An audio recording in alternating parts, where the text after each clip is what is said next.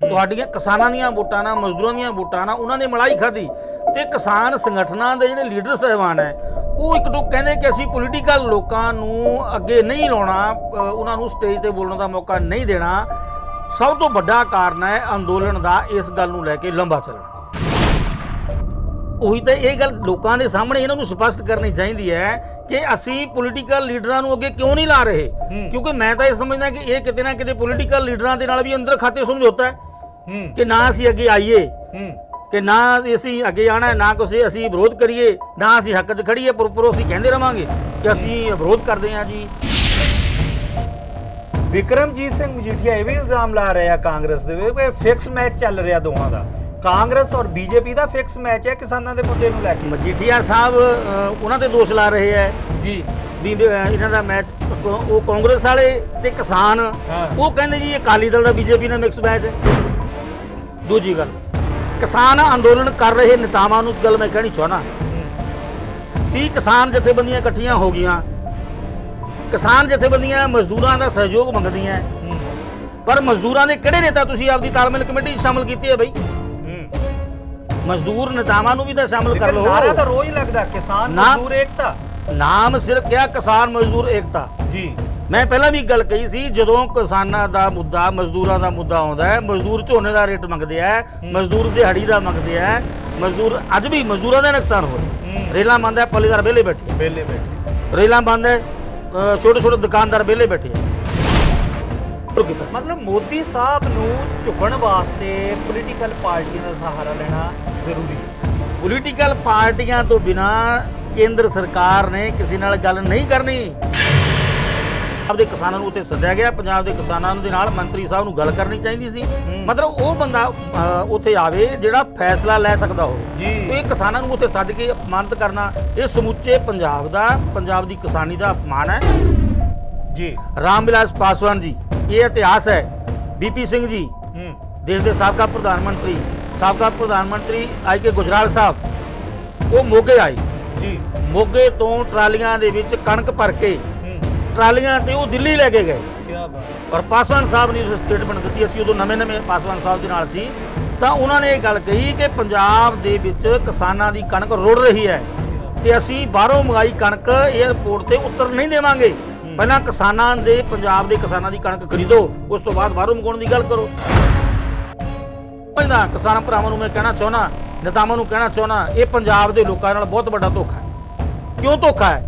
ਅਸੀਂ ਵੋਟਾਂ ਉਹਨਾਂ ਵਾਸਤੇ ਮੰਗਦੇ ਹਾਂ, ਐਮਐਲਏ ਉਹਨਾਂ ਨੂੰ ਬਣਾਉਣੇ ਆ, ਐਮਪੀ ਉਹਨਾਂ ਨੂੰ ਬਣਾਉਣੇ ਆ, ਤੇ ਜਦੋਂ ਸਾਡੇ ਤੇ ਵਿਪਤਾ ਪੈਂਦੀ ਹੈ, ਜਦੋਂ ਸਾਡੇ ਤੇ ਮੁਸੀਬਤ ਆਉਂਦੀ ਹੈ, ਉਦੋਂ ਧਰਨੇ ਲਾਉਣ ਵਾਸਤੇ ਅਸੀਂ, ਡਾਂਗਾ ਖਾਣ ਵਾਸਤੇ ਤੁਸੀਂ ਬੈਠੇ ਹੋ, ਆਪਾਂ ਸਾਰੇ ਲੋਕ ਬੈਠਦੇ ਆ, ਤੇ ਮਲਾਈ ਖਾਣ ਵਾਸਤੇ ਐਮਐਲਏ ਸਾਹਿਬ ਤੇ ਮੰਤਰੀ ਸਾਹਿਬ ਤੇ ਐਮਪੀ ਸਾਹਿਬ। ਵਿਧਾਨ ਸਭਾ 'ਚ ਇੱਕੋ ਮਤਾ ਪਾਸ ਕਰ ਦਿਓ, ਸਰਕਾਰ ਇੱਕੋ ਮਤਾ ਪਾਸ ਕਰ ਦੇਵੇ ਕਿ ਪੰਜਾਬ ਦੇ ਵਿੱਚ ਵੀ ਪੰਜਾਬ ਦੇ ਵਸਨੀਕ ਤੋਂ ਬਿਨਾ ਕੋਈ ਜ਼ਮੀਨ ਨਹੀਂ ਖਰੀਦ ਸਕੂਗਾ। ਬਿਲਕੁਲ, ਕਿਸਾਨਾਂ ਦਾ ਇਸੇ ਗੱਲ ਨਾਲ ਆਧਾਰ ਹੋ ਜਾਊਗਾ। ਸਤਿ ਸ੍ਰੀ ਅਕਾਲ ਦੋਸਤੋ, ਮੈਂ ਸੋਮ ਸਹੋਤਾ ਤੇ ਤੁਸੀਂ ਵੇਖ ਰਹੇ ਹੋ Avon Punjabi TV. Avon Punjabi TV ਦੇ ਬਹੁਤ ਹੀ ਚਰਚਿਤ ਪ੍ਰੋਗਰਾਮ ਕਰੰਟ ਇਸ਼ੂ ਵਿੱਚ ਆਪ ਸਭ ਦਾ ਸਵਾਗਤ ਹੈ।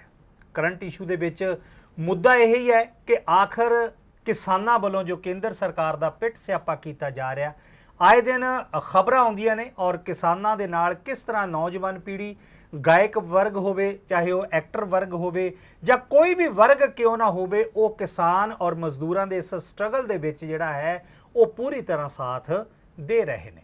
ਲੇਕਿਨ ਆਖਰ ਕਿਸਾਨਾਂ ਵੱਲੋਂ, ਮਜ਼ਦੂਰਾਂ ਵੱਲੋਂ ਰਾਜਨੀਤਿਕ ਪਾਰਟੀਆਂ ਦਾ ਸਹਾਰਾ ਕਿਉਂ ਨਹੀਂ ਲਿਆ ਜਾ ਰਿਹਾ? ਔਰ ਅੱਜ ਵਿਧਾਨ ਸਭਾ ਦਾ ਇੱਕ ਸੈਸ਼ਨ ਸੀ, ਉਸ ਸੈਸ਼ਨ ਦੇ ਵਿੱਚ ਹਾਲਾਂਕਿ ਸਵੇਰੇ ਜਦੋਂ ਆਪਾਂ ਮਤਲਬ ਵੇਖਿਆ ਕਿ ਹਰ ਇੱਕ ਪਾਰਟੀ ਆਪਣੇ ਆਪਣੇ ਹਿਸਾਬ ਦੇ ਨਾਲ ਵਿਧਾਨ ਸਭਾ ਵਿੱਚ ਐਂਟਰ ਕਰਨ ਦੀ ਕੋਸ਼ਿਸ਼ ਕੀਤੀ ਜਾ ਰਹੀ ਹੈ, ਔਰ ਆਮ ਆਦਮੀ ਪਾਰਟੀ ਹੋ ਗਈ, ਸ਼੍ਰੋਮਣੀ ਅਕਾਲੀ ਦਲ ਹੋ ਗਿਆ, ਇਸ ਤੋਂ ਇਲਾਵਾ ਲੋਕ ਇਨਸਾਫ ਪਾਰਟੀ ਹੋ ਗਈ, ਆਪਣੇ ਆਪਣੇ ਹਿਸਾਬ ਦੇ ਨਾਲ ਐਂਟਰ ਜਿਹੜਾ ਉਹ ਕਰਨਾ ਚਾਹੁੰਦੇ ਸਨ। ਆਖਰ ਕੀ ਹੈ ਵਿਧਾਨ ਸਭਾ ਦਾ ਪੂਰਾ ਉਹ ਸੱਚ, ਕਿ ਉਹ ਬਿੱਲ ਜਿਹੜਾ ਮਤਾ ਇਹਨਾਂ ਨੇ ਪਗਾਉਣਾ ਸੀਗਾ ਉਸ ਤੇ ਕੀ ਗੱਲਬਾਤ ਹੋਈ ਹੈ ਆਮ ਆਦਮੀ ਪਾਰਟੀ ਔਰ ਸ਼੍ਰੋਮਣੀ ਅਕਾਲੀ ਦਲ ਦੀ, ਔਰ ਇਹਨਾਂ ਸਾਰਿਆਂ ਮੁੱਦਿਆਂ ਤੇ ਪ੍ਰਸ਼ਨ ਉਹ ਹੀ ਹੈ ਕਿ ਆਖਰ ਇਹ ਧਰਨਾ ਜਿਹੜਾ ਹੈ ਕਿੰਨੀ ਦੇਰ ਤੱਕ ਅੱਗੇ ਜਾਰੀ ਰਹੇਗਾ। ਅੱਜ ਇਸੇ ਵਿਸ਼ੇ ਤੇ ਗੱਲਬਾਤ ਕਰਨ ਲਈ ਮੇਰੇ ਨਾਲ ਲੋਕ ਜਨਸ਼ਕਤੀ ਪਾਰਟੀ ਦੇ ਸੂਬਾ ਪ੍ਰਧਾਨ ਕਿਰਨਜੀਤ ਸਿੰਘ ਗਹਿਰੀ ਮੈਂਬਰ ਐਫਸੀਆਈ ਭਾਰਤ ਸਰਕਾਰ ਅੱਜ ਸਟੂਡੀਓ ਵਿੱਚ ਮੌਜੂਦ ਨੇ। ਉਹਨਾਂ ਨਾਲ ਕਰਦੇ ਹਾਂ ਇਸ ਵਿਸ਼ੇ ਤੇ ਗੱਲਬਾਤ। ਗੈਰੀ ਸਾਹਿਬ ਸਵਾਗਤ ਹੈ, ਬਹੁਤ ਬਹੁਤ ਸਵਾਗਤ ਹੈ। ਸਤਿ ਸ਼੍ਰੀ ਅਕਾਲ, ਤੁਹਾਡਾ ਵੀ ਧੰਨਵਾਦ। ਗੈਰੀ ਸਾਹਿਬ, ਆਖਰ ਆਉਣ ਵਾਲੇ ਦਿਨਾਂ ਵਿੱਚ ਇੰਨੇ ਦਿਨ ਤੋਂ ਕਿਸਾਨ ਸੜਕਾਂ ਤੇ ਬੈਠੇ ਹੋਏ ਨੇ, ਰੇਲਵੇ ਟਰੈਕਸ ਰੋਕੇ ਜਾ ਰਹੇ ਨੇ, ਜੀਓ ਦਾ ਵਿਰੋਧ ਕੀਤਾ ਜਾ ਰਿਹਾ, ਰਿਲਾਇੰਸ ਪੰਪਾਂ ਦਾ ਵਿਰੋਧ ਕੀਤਾ ਜਾ ਰਿਹਾ। ਆਖਰ ਇਹ ਹੋਰ ਕਦੋਂ ਤੱਕ ਜਾਰੀ ਰਹੇਗਾ? ਸੋਤਾ ਸਾਹਿਬ, ਸਭ ਤੋਂ ਮੈਂ ਸਮਝਦਾ ਕਿ ਇਹ ਸਰਕਾਰ ਵਾਸਤੇ, ਕੇਂਦਰ ਸਰਕਾਰ ਵਾਸਤੇ ਵੀ ਔਰ ਪੰਜਾਬ ਸਰਕਾਰ ਵਾਸਤੇ ਵੀ ਜੀ, ਔਰ ਪੰਜਾਬ ਦੇ ਲੋਕਾਂ ਲਈ ਬੜੀ ਮੰਦਭਾਗੀ ਗੱਲ ਹੈਗੀ ਹੈ ਕਿ ਇੱਕ ਮਸਲੇ ਨੂੰ ਲੈ ਕੇ ਕਿਸਾਨ ਅੱਜ ਰੇਲਾਂ ਰੋਕ ਕੇ ਬੈਠੇ ਨੇ। ਕਦੇ ਟ੍ਰੈਫਿਕ ਜਾਮ ਹੁੰਦਾ ਹੈ, ਕਦੇ ਅੰਦੋਲਨ ਕਿਹੜੇ ਪਾਸੇ ਨੂੰ ਜਾ ਰਿਹਾ ਹੈ। ਸਾਰੀਆਂ ਕਿਸਾਨ ਜਥੇਬੰਦੀਆਂ ਇਕੱਠੀਆਂ ਹੋ ਗਈਆਂ, ਉਹਨਾਂ ਨੇ ਇੱਕ ਆਪਦਾ ਸੰਗਠਨ, ਆਪਦੀ ਇੱਕ ਕਮੇਟੀ ਬਣਾ ਲਈ, ਪਰ ਇਹ ਅੰਦੋਲਨ ਦਾ ਸਿਰਾ ਕਿਤੇ ਨਜ਼ਰ ਨਹੀਂ ਆ ਰਿਹਾ। ਜੀ ਬਿਲਕੁਲ। ਉਹਦਾ ਕਾਰਨ ਇਹ ਲੱਗਦਾ ਹੈ ਕਿ ਕੇਂਦਰ ਸਰਕਾਰ ਇਸ ਬਿੱਲ ਨੂੰ ਲੈ ਕੇ ਟਸ ਤੋਂ ਮਸ ਹੋਣ ਨੂੰ ਤਿਆਰ ਨਹੀਂ। ਔਰ ਪੰਜਾਬ ਦੇ ਵਿੱਚ ਮੈਂ ਸਮਝਦਾ ਕਿ ਇਸ ਅੰਦੋਲਨ ਤੋਂ ਕੇਂਦਰ ਸਰਕਾਰ ਕਿਉਂ ਨਹੀਂ ਘਬਰਾ ਰਹੀ, ਉਸ ਦਾ ਮੁੱਖ ਕਾਰਨ ਇਹ ਹੈ, ਇਹ ਕਿਸਾਨ ਜਥੇਬੰਦੀਆਂ ਨੂੰ ਵੀ ਇਸ ਗੱਲ ਨੂੰ ਸਮਝਣਾ ਚਾਹੀਦਾ ਹੈ। ਜਦੋਂ ਤੱਕ ਤੁਸੀਂ ਪੋਲੀਟੀਕਲ ਪਾਰਟੀਆਂ ਨੂੰ, ਰਾਜਨੀਤਿਕ ਪਾਰਟੀਆਂ ਨੂੰ, ਜਿਨ੍ਹਾਂ ਰਾਜਨੀਤਿਕ ਪਾਰਟੀਆਂ ਦੇ ਨੇਤਾਵਾਂ ਨੇ ਕਿਸਾਨਾਂ ਦੀਆਂ, ਮਜ਼ਦੂਰਾਂ ਦੀਆਂ ਵੋਟਾਂ ਲੈ ਕੇ ਐਮਐਲਏਸ਼ਿਪ, ਮੰਤਰੀਸ਼ਿਪ ਹੰਡਾਈ, ਤੁਹਾਡੀਆਂ ਕਿਸਾਨਾਂ ਦੀਆਂ ਵੋਟਾਂ ਨਾਲ, ਮਜ਼ਦੂਰਾਂ ਦੀਆਂ ਵੋਟਾਂ ਨਾਲ ਉਹਨਾਂ ਨੇ ਮਲਾਈ ਖਾਧੀ, ਤੇ ਕਿਸਾਨ ਸੰਗਠਨਾਂ ਦੇ ਜਿਹੜੇ ਲੀਡਰ ਸਾਹਿਬਾਨ ਹੈ ਉਹ ਇੱਕ ਦੋ ਕਹਿੰਦੇ ਕਿ ਅਸੀਂ ਪੋਲੀਟੀਕਲ ਲੋਕਾਂ ਨੂੰ ਅੱਗੇ ਨਹੀਂ ਲਾਉਣਾ, ਉਹਨਾਂ ਨੂੰ ਸਟੇਜ ਤੇ ਬੋਲਣ ਦਾ ਮੌਕਾ ਨਹੀਂ ਦੇਣਾ। ਸਭ ਤੋਂ ਵੱਡਾ ਕਾਰਨ ਹੈ ਅੰਦੋਲਨ ਦਾ ਇਸ ਗੱਲ ਨੂੰ ਲੈ ਕੇ ਲੰਬਾ ਚੱਲਣਾ। ਤਾਂ ਮੈਂ ਇਹ ਗੱਲ ਸੋਤਾ ਸਾਹਿਬ ਸਮਝਦਾ ਕਿ ਜਦੋਂ ਤੱਕ ਪੋਲੀਟੀਕਲ ਪਾਰਟੀਆਂ ਦੇ ਲੋਕ ਇਸ ਗੰਭੀਰ ਮਸਲੇ ਨੂੰ ਲੈ ਕੇ ਕਿਸਾਨ ਅੰਦੋਲਨ ਦੀ ਅਗਵਾਈ ਨਹੀਂ ਕਰਦੇ ਤੇ ਕਿਸਾਨ ਨੇਤਾ ਪੋਲੀਟੀਕਲ ਪਾਰਟੀਆਂ ਦੇ, ਸਾਰੇ ਪੋਲੀਟੀਕਲ ਪਾਰਟੀਆਂ ਦੇ ਨੇਤਾਵਾਂ ਨਾਲ ਬੈਠ ਕੇ ਇਸ ਤੇ ਵਿਚਾਰ ਚਰਚਾ ਕਰਕੇ ਕੋਈ ਸਾਂਝੀ ਰਣਨੀਤੀ ਨਹੀਂ ਬਣਾਉਂਦੇ, ਤਾਂ ਉਹਨਾਂ ਚਿਰ ਇਹ ਅੰਦੋਲਨ ਜਿਹੜਾ ਹੈ ਕਿਸੇ ਸਿਰੇ ਲੱਗਦਾ ਨਜ਼ਰ ਨਹੀਂ ਆਉਂਦਾ। ਮਤਲਬ ਤੁਹਾਡਾ ਕਹਿਣ ਦਾ ਮਤਲਬ ਹੈ ਕਿ ਕਿਸਾਨਾਂ ਨੂੰ ਰਾਜਨੀਤਿਕ ਪਾਰਟੀਆਂ ਦਾ ਸਹਾਰਾ ਲੈਣਾ ਜ਼ਰੂਰੀ ਹੈ। ਬਿਲਕੁਲ। ਰਾਜਨੀਤਿਕ ਪਾਰਟੀ, ਦੇਖੋ ਤੁਸੀਂ ਵੋਟਾਂ ਪਾ ਰਹੇ ਹੋ, ਜੇ ਕੋਈ ਇਹ ਗੱਲ ਕਹਿ ਰਿਹਾ, ਮੈਂ ਤਾਂ ਸ਼ੁਰੂ ਤੋਂ ਇਹ ਗੱਲ ਕਹਿਣਾ ਕਿ ਜਿਹੜੇ ਲੋਕ ਕਿਸੇ ਵੀ ਸੰਗਠਨਾਂ ਦੇ ਇਹ ਗੱਲ ਕਹਿੰਦੇ ਆ ਕਿ ਅਸੀਂ ਪੋਲੀਟੀਕਲ ਸਿਸਟਮ ਤੋਂ ਦੂਰ ਰਹਿਣਾ ਹੈ, ਇਹ ਲੋਕਾਂ ਨਾਲ ਸਭ ਤੋਂ ਵੱਡਾ ਧੋਖਾ ਹੈ ਜੀ। ਕਿਉਂਕਿ ਪੋਲੀਟੀਕਲ ਜਿਹੜੀਆਂ ਵੋਟਾਂ ਸੀ, ਹਰ ਕੋਈ ਬੰਦਾ, ਜਿਹੜਾ ਬੰਦਾ ਵੋਟ ਪਾਉਂਦਾ ਹੈ ਉਹ ਰਾਜਨੀਤਿਕ ਹੈ। ਤੇ ਧਰਨੇ 'ਚ ਬੈਠਣ ਵਾਲੇ ਇਹ ਸਾਰੇ ਲੋਕ ਵੋਟ ਪਾਉਂਦੇ, ਕਦੇ ਅਕਾਲੀਆਂ ਨੂੰ ਵੋਟ ਪਾਉਂਦੇ, ਕਦੇ ਕਾਂਗਰਸ ਨੂੰ ਵੋਟ ਪਾਉਂਦੇ, ਕਦੇ ਆਮ ਆਦਮੀ ਨੂੰ ਵੋਟ ਪਾਉਂਦੇ, ਕਦੇ ਬੀਜੇਪੀ ਨੂੰ ਵੋਟ ਪਾਉਂਦੇ। ਮਤਲਬ ਗਰੀਬਾਂ ਦੀ ਪਾਰਟੀ ਨੂੰ ਤਾਂ ਵੋਟੇ ਪਾਉਂਦੇ ਨਹੀਂ। ਕਿਸਾਨ ਮਤਲਬ ਕਿਤੇ ਨਾ ਕਿਤੇ ਪੋਲੀਟੀਕਲ ਪਾਰਟੀਆਂ ਦੇ ਨਾਲ ਅੰਦਰ ਖਾਤੇ, ਮਤਲਬ ਵੋਟਾਂ ਦੇ ਦਿਨਾਂ ਵਿੱਚ ਵੀ ਤੁਸੀਂ ਦੇਖ ਲਓ ਵੀ ਉਹਨਾਂ ਨਾਲ ਜੁੜੇ ਹੋਏ ਨੇ। ਸੋਤਾ ਸਾਹਿਬ, ਇਹੀ ਕਿਸਾਨ ਜਿਹੜੇ ਹੈਗੇ ਆ, ਉਹਨਾਂ ਪੋਲੀਟੀਕਲ ਪਾਰਟੀਆਂ ਨੂੰ ਅੱਗੇ ਹੋ ਕੇ ਗਰੀਬਾਂ ਦੀਆਂ ਵੋਟਾਂ ਪਾਉਂਦੇ ਨੇ, ਗਰੀਬਾਂ ਦੀਆਂ ਵੋਟਾਂ ਖਰੀਦ ਕੇ ਦਿੰਦੇ ਆ। ਸਹਾਰਾ ਕਿਉਂ ਨਹੀਂ ਲੈ ਰਹੇ? ਕੀ ਕਾਰਨ ਹੈ? ਮੈਂ ਉਹੀ ਤਾਂ ਇਹ ਗੱਲ ਲੋਕਾਂ ਦੇ ਸਾਹਮਣੇ ਇਹਨਾਂ ਨੂੰ ਸਪਸ਼ਟ ਕਰਨੀ ਚਾਹੀਦੀ ਹੈ ਕਿ ਅਸੀਂ ਪੋਲੀਟੀਕਲ ਲੀਡਰਾਂ ਨੂੰ ਅੱਗੇ ਕਿਉਂ ਨਹੀਂ ਲਾ ਰਹੇ। ਕਿਉਂਕਿ ਮੈਂ ਤਾਂ ਇਹ ਸਮਝਦਾ ਕਿ ਇਹ ਕਿਤੇ ਨਾ ਕਿਤੇ ਪੋਲੀਟੀਕਲ ਲੀਡਰਾਂ ਦੇ ਨਾਲ ਵੀ ਅੰਦਰ ਖਾਤੇ ਸਮਝੌਤਾ ਹੈ ਕਿ ਨਾ ਅਸੀਂ ਅੱਗੇ ਆਈਏ, ਕਿ ਨਾ ਅਸੀਂ ਅੱਗੇ ਆਣਾ, ਨਾ ਕਿਸੇ ਅਸੀਂ ਵਿਰੋਧ ਕਰੀਏ, ਨਾ ਅਸੀਂ ਹੱਕ 'ਚ ਖੜੀਏ। ਪੁਰਪੁਰੋਂ ਅਸੀਂ ਕਹਿੰਦੇ ਰਵਾਂਗੇ ਕਿ ਅਸੀਂ ਵਿਰੋਧ ਕਰਦੇ ਹਾਂ ਜੀ, ਅਸੀਂ ਬਿੱਲ ਦੇ ਖਿਲਾਫ ਹਾਂ ਜੀ, ਅਸੀਂ ਇਹ ਕਰਾਂਗੇ। ਮੈਂ ਪਿਛਲੀ ਇੰਟਰਵਿਊ 'ਚ ਸ਼ਾਇਦ ਤੁਹਾਡੇ ਯਾਦ ਹੋਣਾ ਸੋਤਾ ਸਾਹਿਬ ਜੀ, ਮੈਂ ਇਸੇ ਜਗ੍ਹਾ ਤੇ ਗੱਲ ਕਹਿ ਕੇ ਗਿਆ ਸੀ ਕਿ ਪੰਜਾਬ ਦੀ ਕਾਂਗਰਸ ਸਰਕਾਰ ਜੇ ਸੱਚੀ ਮੁੱਚੀ ਕਿਸਾਨਾਂ ਦੇ ਹੱਕ 'ਚ ਹੈਗੀ ਹੈ ਤਾਂ ਉਹ ਵਿਧਾਨ ਸਭਾ ਦੇ ਵਿੱਚ ਬਿੱਲ ਲੈ ਕੇ ਆਵੇ। ਬਿਲਕੁਲ ਬਿਲਕੁਲ, ਕਿਸਾਨਾਂ ਦੇ ਹੱਕ ਦੇ ਵਿੱਚ ਬਿੱਲ ਲੈ ਕੇ ਆਵੇ, ਪੰਜਾਬ ਨੂੰ ਬਚਾਉਣ ਲਈ ਬਿੱਲ ਲੈ ਕੇ ਆਵੇ। ਇਹ ਗੱਲ ਮੈਂ ਕਹਿ ਕੇ ਗਿਆ ਸੀ ਜੀ। ਉਸ ਤੋਂ ਬਾਅਦ ਇਹ ਗੱਲ ਠੀਕ ਹੈ ਕਿ ਮੈਂ ਤੁਹਾਡੇ ਚੈਨਲ ਦਾ, ਤੁਹਾਡਾ ਇਸ ਗੱਲ ਲਈ ਧੰਨਵਾਦ ਕਰਦਾ ਕਿ ਤੁਸੀਂ ਗਰੀਬ ਲੀਡਰ ਹੋਣ ਦੇ ਕਰਕੇ ਮੇਰੀ ਗੱਲ ਨੂੰ ਪਹੁੰਚਾਉਂਦੇ ਹੋ। ਦੂਜੇ ਜਿਹੜੇ ਦੂਸਰੀਆਂ ਮੈਂ ਸਮਝਦਾ ਕਿ ਸ਼ਰਮਾਈਦਾਰ ਪਾਰਟੀਆਂ ਦੇ ਨਾਲ ਜੁੜੇ ਹੋਏ ਚੈਨਲ ਹੈਗੇ ਆ, ਉਹ ਗਰੀਬ ਲੀਡਰ ਦੀ ਗੱਲ ਨੂੰ ਨਹੀਂ ਚੱਕਦੇ। ਪਰ ਮੈਨੂੰ ਖੁਸ਼ੀ ਇਸ ਗੱਲ ਦੀ ਹੈ ਕਿ ਜਿਹੜੀ ਗੱਲ ਮੈਂ ਇੱਥੇ ਕਹਿ ਕੇ ਗਿਆ, A1 ਚੈਨਲ ਦੇ ਮਾਧਿਅਮ ਤੋਂ, ਉਹੀ ਗੱਲ ਅਕਾਲੀ ਦਲ ਕਹਿਣ ਲੱਗ ਗਿਆ। ਬਿਲਕੁਲ ਉਹੀ ਗੱਲ ਆਮ ਆਦਮੀ ਪਾਰਟੀ ਵੀ ਕਹਿਣ ਲੱਗੀ, ਮਤਾ ਲੈ ਕੇ ਆਓ। ਉਹੀ ਗੱਲ ਸਾਰੇ ਕਹਿਣ ਲੱਗੇ, ਮਤਾ ਲੈ ਕੇ ਆਓ। ਹੁਣ ਅਸੀਂ ਕਹਿ ਰਹੇ ਮਤਾ ਲੈ ਕੇ ਆਓ, ਕਹਿਤਾ ਕਿਰਨਜੀਤ ਸਿੰਘ ਗਹਿਰੀ ਨੇ ਕਿਹਾ ਮਤਾ ਲੈ ਕੇ ਆਓ, ਵਿਧਾਨ ਅਸੀਂ ਅਖਬਾਰਾਂ 'ਚ ਵੀ ਆਇਆ, ਤੁਹਾਡੇ ਚੈਨਲ ਤੇ ਪ੍ਰਮੁੱਖਤਾ ਨਾਲ ਇਸ ਗੱਲ ਨੂੰ ਉਛਾਲਿਆ ਗਿਆ। ਅੱਜ ਮੈਨੂੰ ਖੁਸ਼ੀ ਹੈ ਮੁੱਖ ਮੰਤਰੀ ਸਾਹਿਬ ਨੇ ਕਿਹਾ ਕਿ ਮਤਾ ਲੈ ਕੇ ਆਵਾਂਗੇ ਵਿਧਾਨ ਸਭਾ 'ਚ ਜੀ, ਪਰ ਅਕਾਲੀ ਦਲ ਦੀ ਕਿਹੜੀ ਪਾਲਿਸੀ ਹੈ, ਮੈਨੂੰ ਇਹ ਗੱਲ ਨਹੀਂ ਸਮਝ ਆਈ ਕਿ ਉਹ ਮਤਾ ਲੈ ਕੇ ਆਉਣਾ ਚਾਹੁੰਦੇ ਆ ਤੇ ਮਤਾ ਲਿਆਉਣ ਤੋਂ ਪਹਿਲਾਂ ਹੀ ਅਸੀਂ ਬਾਹਰ ਬੈਠ ਗਏ, ਅਸੀਂ ਵਾਕਆਊਟ ਕਰ ਗਏ। ਇਹਦਾ ਮਤਲਬ ਅਸੀਂ ਫਿਰ ਕਿਸਾਨਾਂ ਦੇ ਹਿੱਤ ਦੇ ਵਿੱਚ ਮੈਨੂੰ ਨਹੀਂ ਸਮਝਦਾ ਲੱਗਦਾ ਕਿਸ ਤਰ੍ਹਾਂ ਹੱਕ 'ਚ ਆ। ਲੇਕਿਨ ਕਿਸਾਨ ਜਿਹੜੇ ਨੇ ਉਹ ਰਾਜਨੀਤਿਕ ਪਾਰਟੀਆਂ ਤੋਂ ਅੱਕ ਚੁੱਕੇ ਨੇ। ਉਹ ਕਹਿੰਦੇ ਕਿ ਕਹਿੰਦੇ ਕੁਛ ਹੈ ਕਰਦੇ ਕੁਛ ਹੈ, ਸ਼ਾਇਦ ਇਸੇ ਕਾਰਨ ਕਰਕੇ ਉਹ ਲੋਕ ਰਾਜਨੀਤਿਕ ਪਾਰਟੀਆਂ ਤੋਂ ਦੂਰੀ ਬਣਾ ਕੇ ਰੱਖੀ ਹੋਈ ਹੈ। ਮੰਨ ਗਿਆ, ਇੱਕ ਗੱਲ ਅਸੀਂ ਕਹਿੰਦੇ ਆ, ਤੁਸੀਂ ਕਹਿਤਾ ਕਿ ਰਾਜਨੀਤਿਕ ਸਿਸਟਮ ਤੋਂ ਅਸੀਂ ਅੱਕ ਗਏ। ਬਿਲਕੁਲ ਬਈ ਕਿਸਾਨ ਨੇਤਾਵਾਂ ਨੂੰ ਮੈਂ ਕਿਸਾਨ ਵੀਰਾਂ ਨੂੰ ਕਹਿਣਾ ਚਾਹੁੰਦਾ, ਤੁਸੀਂ ਰਾਜਨੀਤਿਕ ਪਾਰਟੀਆਂ ਤੋਂ ਅੱਕ ਕੇ ਬੈਠ ਕੇ ਉਹਨਾਂ ਨੂੰ ਅਸੀਂ ਅੱਗੇ ਨਹੀਂ ਲਾਉਣਾ, ਉਹਨਾਂ ਦੀ ਅਸੀਂ ਰਾਏ ਨਹੀਂ ਲੈਣੀ, ਉਹਨਾਂ ਨਾਲ ਗੱਲ ਨਹੀਂ ਅਸੀਂ ਕਰਨੀ। ਤੁਸੀਂ ਕਰੋਗੇ ਕੀ? ਬੇਅੰਤ ਸਿੰਘ ਮੁੱਖ ਮੰਤਰੀ ਬਣੇ, 95% ਲੋਕਾਂ ਨੇ ਬਾਈਕਾਟ ਕਰਤਾ, 5% ਲੋਕਾਂ ਨੇ ਵੋਟਾਂ ਪਾਤੀਆਂ, ਉਹ ਮੁੱਖ ਮੰਤਰੀ ਬਣੇ, ਉਹ ਡੰਡੇ ਨਾਲ ਬੰਦੇ ਨੇ 5 ਸਾਲ ਰਾਜ ਚਲਾਇਆ। ਔਰ ਉਸ ਬੰਦੇ ਦੇ ਜਿਹੜੀਆਂ 5% ਵੋਟਾਂ ਪਾਈਆਂ ਉਹ ਦਲਿਤ ਸਮਾਜ ਦੇ ਗਰੀਬ ਵਰਗ ਦੇ ਲੋਕਾਂ ਨੇ ਪਾਈਆਂ ਤੇ ਕਾਂਗਰਸ ਪਾਰਟੀ ਨੂੰ ਜਿਉਂਦਾ ਕੀਤਾ ਤੇ 5 ਸਾਲ ਡੰਡੇ ਨਾਲ ਉਹਨੇ ਬੰਦੇ ਨੇ ਸਰਕਾਰ ਚਲਾਈ, ਕਾਂਗਰਸ ਪਾਰਟੀ ਨੂੰ ਮੁੜ ਜਿਉਂਦਾ ਕੀਤਾ। ਅੱਜ ਵੀ ਕਾਂਗਰਸ ਪਾਰਟੀ ਦੀ ਸਰਕਾਰ ਹੈ। ਬਿਕਰਮਜੀਤ ਸਿੰਘ ਮਜੀਠੀਆ ਇਹ ਵੀ ਇਲਜ਼ਾਮ ਲਾ ਰਹੇ ਆ ਕਾਂਗਰਸ ਦੇ ਵੀ ਫਿਕਸ ਮੈਚ ਚੱਲ ਰਿਹਾ ਦੋਹਾਂ ਦਾ, ਕਾਂਗਰਸ ਔਰ ਬੀਜੇਪੀ ਦਾ ਫਿਕਸ ਮੈਚ ਹੈ ਕਿਸਾਨਾਂ ਦੇ ਮੁੱਦੇ ਨੂੰ ਲੈ ਕੇ। ਮਜੀਠੀਆ ਸਾਹਿਬ ਉਹਨਾਂ ਤੇ ਦੋਸ਼ ਲਾ ਰਹੇ ਹੈ ਜੀ ਵੀ ਇਹਨਾਂ ਦਾ ਮੈਚ, ਉਹ ਕਾਂਗਰਸ ਵਾਲੇ ਤੇ ਕਿਸਾਨ ਉਹ ਕਹਿੰਦੇ ਜੀ ਅਕਾਲੀ ਦਲ ਦਾ ਬੀਜੇਪੀ ਨਾਲ ਮਿਕਸ ਮੈਚ ਹੈ। ਬਿਲਕੁਲ, ਸਾਈਨ ਦੋਹਾਂ ਦੇ ਕਹਿੰਦੇ ਹੋਏ ਨੇ, ਕਿਸਾਨ ਇਹ ਕਹਿ ਰਹੇ ਨੇ। ਉਹੀ ਤੇ ਗੱਲ ਤਾਂ ਇਹੀ ਹੈ ਨਾ ਕਿ ਮਿਕਸ ਜਿਹੜਾ ਇਹਨਾਂ ਦਾ ਮੈਚ ਹੈਗਾ, ਇਹ ਮੈਚ ਕਿਵੇਂ ਚੱਲ ਰਿਹਾ ਹੈ ਸਮਝ ਤੋਂ ਬਾਹਰ ਹੈ ਗੱਲ। ਬਿਲਕੁਲ, ਮੈਂ ਤਾਂ ਇਹ ਸਮਝਦਾ ਕਿ ਸਾਰੀਆਂ ਦੀਆਂ ਸਾਰੀਆਂ ਇਹ ਸ਼ਰਮਾਏਦਾਰ ਪਾਰਟੀਆਂ ਅੰਦਰ ਖਾਤੇ ਸਭ ਇੱਕੋ ਹੀ ਹੈ। ਜੀ ਜੀ। ਔਰ ਮੈਨੂੰ ਇਹ ਲੱਗਦਾ ਹੈ ਕਿ ਕੇਂਦਰ ਸਰਕਾਰ ਜਾਂ ਪੰਜਾਬ ਸਰਕਾਰ ਜੀ ਉਹ ਇਹ ਗੱਲ ਸੋਚ ਰਹੀ ਹੈ ਕਿ ਕਿਸਾਨ ਅੰਦੋਲਨ ਜਿਹੜਾ ਚੱਲ ਰਿਹਾ ਹੈ ਜੀ, ਇਹ ਹੌਲੀ ਹੌਲੀ ਕਿਸਾਨ ਜਿਹੜੇ ਆ ਜਥੇਬੰਦੀਆਂ ਹੈਗੀਆਂ ਉਹ ਆਪਸ ਵਿੱਚ ਡਿਵਾਈਡ ਹੋ ਜਾਣਗੀਆਂ। ਮਤਲਬ ਆਉਣ ਵਾਲੇ ਜਿਵੇਂ ਜਿਵੇਂ ਵਾਧਾ ਜਾਏਗਾ ਪਰ ਉਹਨਾਂ ਨੂੰ ਇਹ ਲੱਗਦਾ ਕਿ ਇਹ ਜਿਹੜੀ ਗਿਣਤੀ ਹੈ ਘਟਦੀ ਜਾਊਗੀ, ਇਹ ਆਪਸ ਵਿੱਚ ਡਿਵਾਈਡ ਹੋ ਜਾਣਗੇ ਤੇ ਉਸ ਤੋਂ ਬਾਅਦ ਅੰਦੋਲਨ ਆਟੋਮੈਟਿਕ ਜਿਹੜਾ ਹੈਗਾ, ਜਿਵੇਂ ਇੱਕ ਉਗਰਾਹਾਂ ਗਰੁੱਪ ਕੋਈ ਹੈਗਾ ਉਹ ਅਲੱਗ ਚਲਾ ਗਿਆ ਜੀ, ਹੌਲੀ ਹੌਲੀ ਦੂਸਰਾ ਕੋਈ ਅਲੱਗ ਚਲਾ ਜਾਊਗਾ। ਬਹੁਤ ਸਾਰੀਆਂ ਜਥੇਬੰਦੀਆਂ ਨੇ, ਬਹੁਤ ਸਾਰੀਆਂ ਨੇ, ਬਹੁਤ ਸਾਰੇ ਕੀ ਹੈ ਕਿ ਇੱਕ ਦੂਜੇ ਦੇ ਵਿਚਾਰ ਜਿਹੜੇ ਹੈਗੇ ਅਲੱਗ-ਅਲੱਗ ਵਿਚਾਰ ਹੈ। ਮੈਂ ਇੱਕ ਗੱਲ ਕਹਿਣਾ ਕਿਸਾਨ ਅੰਦੋਲਨ ਦੇ ਸਾਥੀਆਂ ਨੂੰ, ਚਲਾ ਰਹੇ ਲੋਕਾਂ ਨੂੰ ਮੈਂ ਕਹਿਣਾ ਚਾਹੁੰਦਾ ਜੀ ਵੀ ਜਦੋਂ ਤੱਕ ਇੱਕ ਪ੍ਰਧਾਨ, ਇੱਕ ਵਿਧਾਨ, ਇੱਕ ਐਲਾਨ ਨਹੀਂ ਮੰਨਦੇ ਤੁਸੀਂ, ਉਹਨਾਂ ਚਿਰ ਕੋਈ ਅੰਦੋਲਨ ਅੱਜ ਤੱਕ ਸਫਲ ਨਹੀਂ ਹੋ ਸਕਿਆ।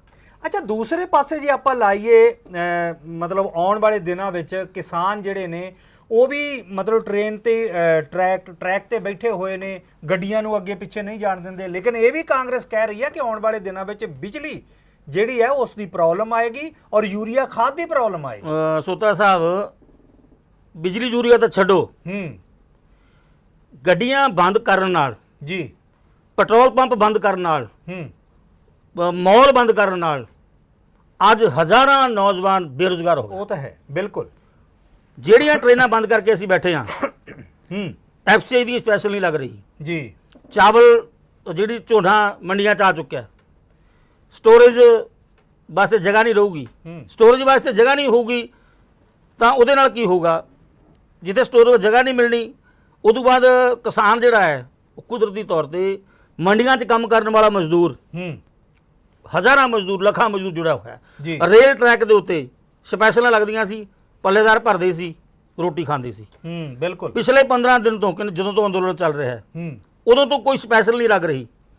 ਟ੍ਰੇਨ ਬੰਦ ਹੋਣ ਨਾਲ ਜਿੱਥੇ ਪੱਲੇਦਾਰ, ਜਿੱਥੇ ਕੁਲੀ, ਜਿੱਥੇ ਛਾਬੇ ਵਾਲੇ, ਜਿੱਥੇ ਛੋਟੇ-ਮੋਟੇ ਦੁਕਾਨਦਾਰ, ਕੋਈ ਚਾਹ ਠੰਡਾ ਸਟੇਸ਼ਨਾਂ ਤੇ ਵੇਚਣ ਵਾਲੇ ਜਿਹੜੇ ਲੋਕ ਸੀ, ਉਹ ਕਿੰਨੇ ਲੋਕ ਬੇਰੁਜ਼ਗਾਰ ਹੋ ਗਏ। ਇਸ ਗੱਲ ਤੇ ਕੌਣ ਵਿਚਾਰ ਕਰੂਗਾ? ਬਿਲਕੁਲ। ਤਾਂ ਇਸ ਗੱਲ ਤੇ ਵਿਚਾਰ ਕਰਨਾ ਬਣਦਾ ਹੈ। ਉਹ ਮਜ਼ਦੂਰ ਭਾਈਚਾਰਾ ਜਿਹੜਾ ਅੱਜ ਕਮਾਉਂਦਾ ਤੇ ਉਹੀ ਖਾਂਦਾ ਹੈ, ਉਸ ਮਜ਼ਦੂਰ ਭਾਈਚਾਰੇ ਦੇ ਹਿੱਤ ਲਈ ਵੀ ਸਾਨੂੰ ਸੋਚਣਾ ਪਊਗਾ। ਕਿਸਾਨ ਸੰਗਠਨਾਂ ਨੂੰ ਇਸ ਗੱਲ ਵਾਸਤੇ ਸੋਚਣਾ ਪਊਗਾ। ਮਾਲ ਗੱਡੀਆਂ ਨਹੀਂ ਚੱਲਣਗੀਆਂ, ਦੇਸ਼ ਦੇ ਕੋਨੇ-ਕੋਨੇ ਤੱਕ ਅਨਾਜ ਨਹੀਂ ਪਹੁੰਚੂਗਾ, ਪੰਜਾਬ 'ਚ ਸਟੋਰੇਜ ਨਹੀਂ ਰਹੂਗੀ। ਜੇ ਸਟੋਰੇਜ ਦੀ ਜਗ੍ਹਾ ਹੀ ਨਾ ਹੋਊਗੀ, ਇਹ ਝੋਨਾ ਕਿੱਥੇ ਲੈ ਕੇ ਜਾਓਗੇ ਤੁਸੀਂ?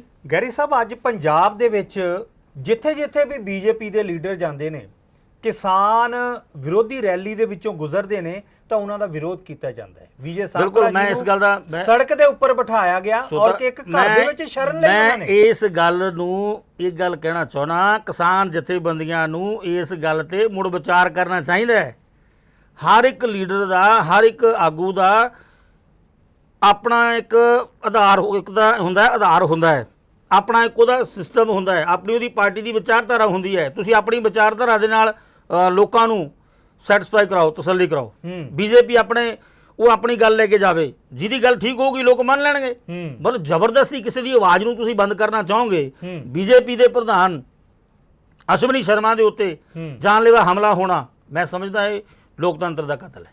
ਜਿਸ ਤਰ੍ਹਾਂ ਬਿੱਟੂ ਨੇ ਜ਼ਿੰਮੇਵਾਰੀ ਲਈ ਹੈ। ਮੈਂ ਬਿਲਕੁਲ, ਇਹ ਤਾਂ ਇੱਕ ਰਵਨੀਤ ਬਿੱਟੂ ਦਾ ਤੁਸੀਂ ਨਾਮ ਲਿਆ ਹੈ, ਕਾਂਗਰਸ ਦੀ ਇਹ ਫਿਤਰਤ ਰਹੀ ਹੈ। ਅਸੀਂ ਅੱਤਵਾਦ ਵੇਲੇ ਵੀ ਦੇਖਿਆ ਲੋਕਾਂ ਨੇ, ਜਿਨ੍ਹਾਂ ਲੋਕਾਂ ਨੇ ਹੱਡੀ ਹੰਡਾਇਆ ਉਹਦਾ ਵੀ ਨੁਕਸਾਨ ਗਰੀਬ ਵਰਗ ਦੇ ਲੋਕਾਂ ਨੂੰ ਭੁਗਤਣਾ ਪਿਆ। ਇਹ ਸਿਰਫ ਸੁਰਖੀਆਂ ਦੇ ਵਿੱਚ ਰਹਿਣ ਦੇ ਲਈ ਕਿ ਮੈਂ ਇਹ ਕੀਤਾ ਜੀ, ਜੇ ਉਹ ਕੀਤਾ, ਜੇ ਰਵਨੀਤ ਬਿੱਟੂ ਨੇ ਕਿਹਾ ਹੈ ਤਾਂ ਉਸ ਇਲਾਕੇ ਦੇ ਐਸਐਸਪੀ ਨੂੰ ਚਾਹੀਦਾ ਹੈ।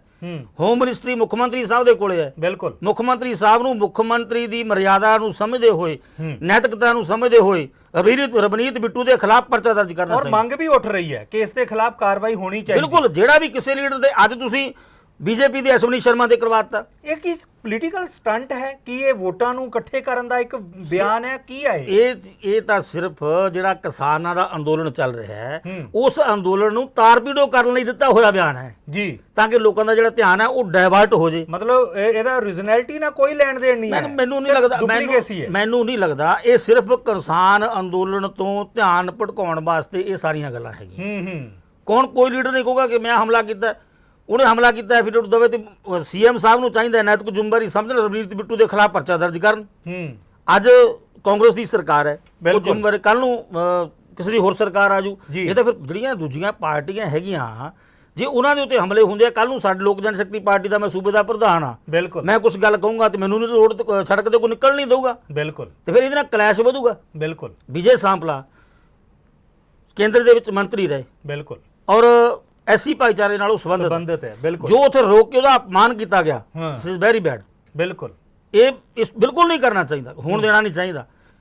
ਹੁਣ ਕਿਸਾਨ ਅੰਦੋਲਨ ਚੱਲ ਰਿਹਾ ਹੈ, ਬਈ ਜਲਾਲਾਬਾਦ ਦੇ ਉੱਥੇ ਘਟਨਾ ਵਾਪਰ ਗਈ ਜੀ, ਦਲਿਤ ਬੱਚੇ ਨੂੰ ਕੁੱਟਮਾਰ ਕੀਤੀ ਗਈ, ਕੁੱਟਮਾਰ ਕਰਕੇ ਉਹਨੂੰ ਪਿਸ਼ਾਬ ਪਿਲਾਉਣ ਤੱਕ ਦੀ ਘਟਨਾ ਵਾਪਰੀ ਉੱਥੇ। ਵਿਜੇ ਸਾਂਪਲਾ ਉੱਥੇ ਜਾ ਰਿਹਾ ਸੀ, ਸਾਡੀ ਵੀ ਟੀਮ ਉੱਥੇ ਗਈ। ਕਿਸਾਨ ਅੰਦੋਲਨ ਦੇ ਵਿੱਚ ਕਿਉਂ ਨਹੀਂ ਜਾ ਰਹੇ? ਇਹ ਗੱਲ ਕਿਉਂ ਨਹੀਂ ਉੱਠੀ? ਕਿਸਾਨ ਅੰਦੋਲਨ ਦੀ ਕਿਸੇ ਸਟੇਜ ਦੇ ਉੱਤੇ ਗੱਲ ਨਹੀਂ ਆਈ ਕਿ ਜਲਾਲਾਬਾਦ ਜਾਨੀਸਾਰ ਇੱਕ ਗਰੀਬ ਮਜ਼ਦੂਰ ਦੇ ਬੱਚੇ ਦੇ ਉੱਤੇ ਆਹ ਘਟਨਾ ਵਾਪਰ ਗਈ, ਇਹ ਕਿਉਂ ਨਹੀਂ ਉੱਠੀ? ਦੂਜੀ ਗੱਲ, ਕਿਸਾਨ ਅੰਦੋਲਨ ਕਰ ਰਹੇ ਨੇਤਾਵਾਂ ਨੂੰ ਗੱਲ ਮੈਂ ਕਹਿਣੀ ਚਾਹੁੰਦਾ, 30 ਕਿਸਾਨ ਜਥੇਬੰਦੀਆਂ ਇਕੱਠੀਆਂ ਹੋ ਗਈਆਂ, ਕਿਸਾਨ ਜਥੇਬੰਦੀਆਂ ਮਜ਼ਦੂਰਾਂ ਦਾ ਸਹਿਯੋਗ ਮੰਗਦੀਆਂ, ਪਰ ਮਜ਼ਦੂਰਾਂ ਦੇ ਕਿਹੜੇ ਨੇਤਾ ਤੁਸੀਂ ਆਪਦੀ ਤਾਲਮੇਲ ਕਮੇਟੀ 'ਚ ਸ਼ਾਮਲ ਕੀਤੇ ਹੈ ਬਈ?